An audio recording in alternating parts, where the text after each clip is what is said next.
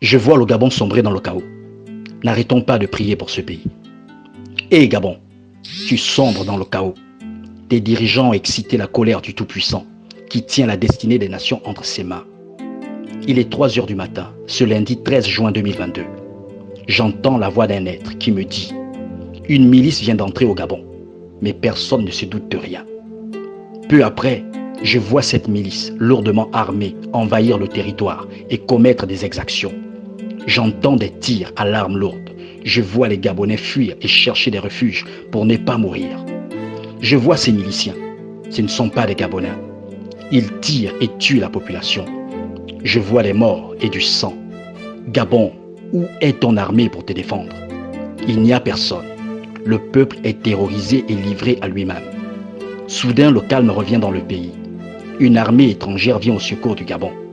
Mais la peur et la confusion règnent dans le pays, parmi le peuple qui n'a plus confiance.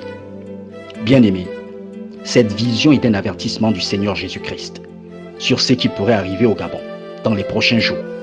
Si le peuple et les dirigeants de ce pays ne se repentent pas, si l'église du Gabon ne se lève pas dans la prière pour sauver le pays, comme le dit le Seigneur dans 2 Chroniques chapitre 7 verset 14. Oui, bien-aimés, le mal a atteint son paroxysme au Gabon. La méchanceté, le mensonge et l'injustice règnent dans le pays. Des sacrifices humains sont pratiqués sans crainte par les dirigeants, par les occultistes et même par certains leaders religieux. Ils ont pactisé avec la sirène et avec le serpent qui vivent dans les profondeurs des eaux du Gabon.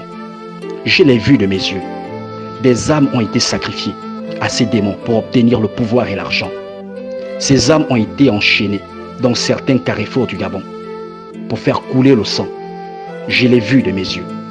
Bien-aimés, ne négligeons pas cet avertissement, car c'est à cause de ces choses que le Seigneur, dans sa parole et dans notre époque, a frappé certaines nations. Souvenons-nous du Congo, Brazzaville et du Congo-Kinshasa, de la Côte d'Ivoire. Ils avaient été avertis par les pasteurs, par les prophètes et par certains chrétiens à qui Dieu se révélait. Mais le peuple et les dirigeants, encore moins l'Église, n'ont pas cru, n'ont pas écouté les avertissements. Et le malheur a frappé le pays malheureusement. Ainsi donc, mes frères, répentons-nous, mettons nos vies en ordre et continuons de prier pour le Gabon. Peut-être que le Seigneur changera d'avis sur la nation. Peut-être que le malheur qu'il a annoncé contre nous n'arrivera pas. Merci de partager ce message, de continuer à prier pour le Gabon et que Dieu vous bénisse.